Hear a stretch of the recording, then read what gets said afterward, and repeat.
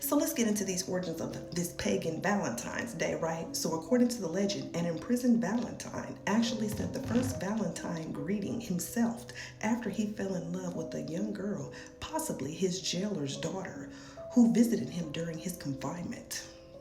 Before his death, it is alleged that he wrote her a letter signed "From your Valentines" as an expression that is still used today. To this day!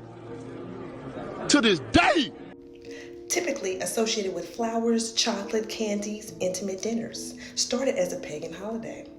The origins of Valentine's Day started with the Roman festival, Lupercalia, that was held in mid-February. Lupercalia was a pagan festival dedicated to Phineus, the Roman god of agriculture, as well as the Roman founders Romulus and Remus. The festival celebrated the coming spring with fertility rites and the pairing of women with men for lottery. Roman priests would gather to the cave where Romulus and Remus were believed to be cared by a she-wolf. Hell no, to the no, no, no. The priest would sacrifice a goat for fertility and cut the goat's hide into strips dipped in sacrificial blood. Then gently slap the Roman women and the crops of the field with the bloodied strips to make them fertile in the coming year.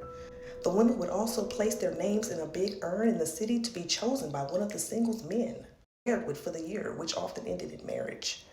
Lupercalia survived the first rise of Christianity, but was also outlawed and deemed unchristian at the end of the 5th century. During the 5th century, the pagan celebration Lupercalia became St. Valentine's Day when Pope Gelasius replaced the pagan festival with one associated with Christianity virtues, according to Britannica.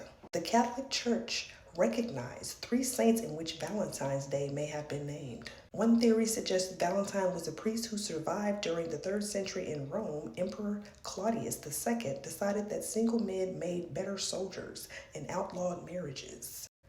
This priest was said to have defied Claudius's decree and continued to perform secret marriages.